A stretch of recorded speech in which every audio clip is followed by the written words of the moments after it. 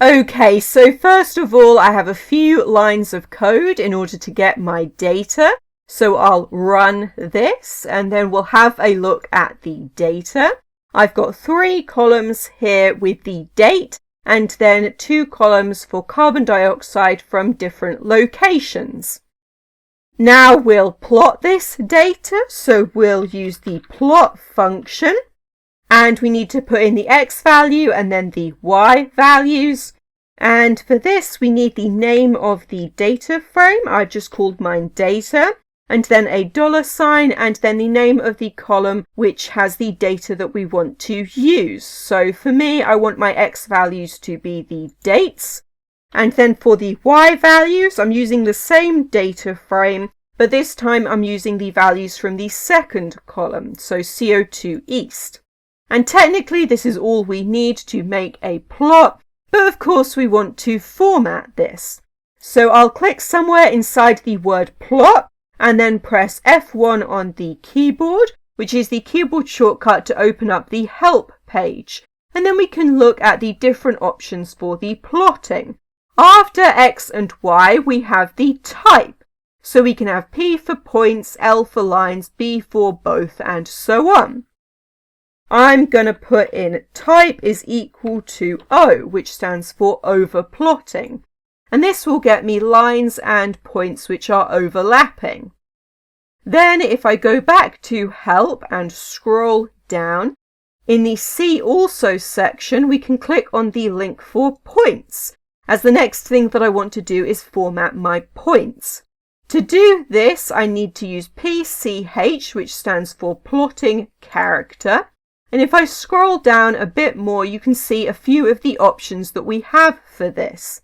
So I'll type in PCH is equal to 21. Then if I scroll back up, you can see some of the other options that we have. So I can use BG to change the background fill color. So I'll type in BG is equal to red and run this. And you can see it changes the color of the points to red. Then if I go back to help, you can see we also have COL here, which is the color code. So if I put COL in here and change this to blue and run this, this changes the color of the lines and also the border around the points.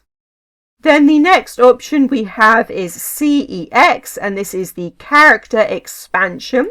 So this controls the size of the points. So I will change this to 3 and we will get really big points. Then the next option we have is the line width. So I'll put LWD in here and make that 3. And this makes the blue lines much thicker. Now if I go back to help, I can click on previous to go back to the main plotting page. And you can see after type, we have a few other options. So I can use main to put in a title. So let's do main is equal to, and I'll call my title carbon dioxide daily averages. Then we can also put in an X label for the X axis, and I'll call that date. Then we can also put in a Y label for the Y axis. And for this, I'm going to use expression because I want to have a subscript in here. So this is going to be CO, then in square brackets, I'll put the number 2. And when we run this, I now have my title and my X label, and my Y label has a subscript 2.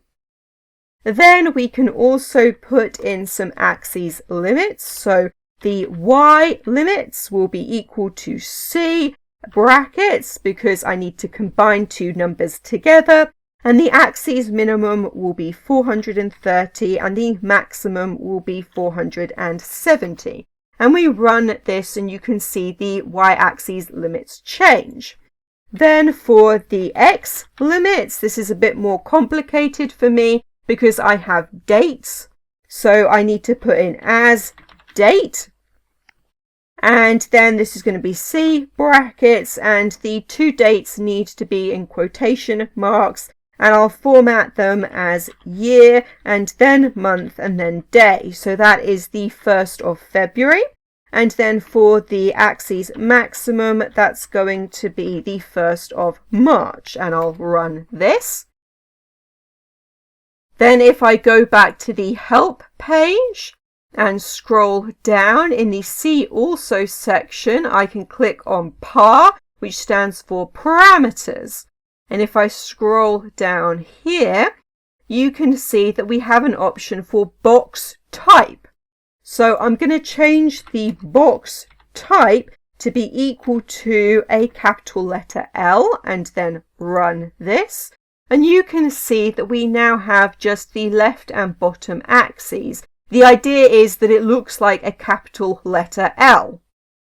We can also change the line type, so I'll make that equal to 2. And this will change the line to a dashed line.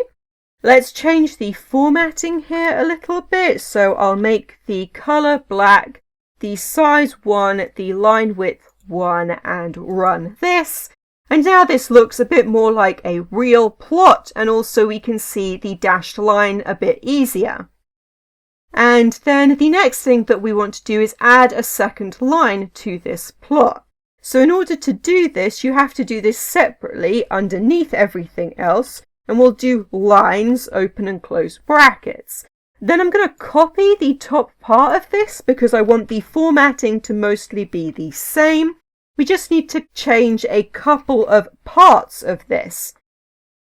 And so the first thing will be what the Y values are going to be. This time I'll use the numbers from the 3rd column, CO2 South. And also I'll change the background color to be blue. And then we'll run this. And now we've got a second line in the plot. Then let's say we also want to add in a legend. This also needs to be added in underneath everything else. So we'll do legend, open and close brackets, and we can put in a location by just saying something like top right. And then I need to type legend, and this part here needs to be the text that we want in the legend. So I'm going to put east and then south. Then I need to put in the plot character. And I'm going to use 19, even though that's technically different to what I'm actually plotting. It will look the same. Then I need to put in the colors that I want.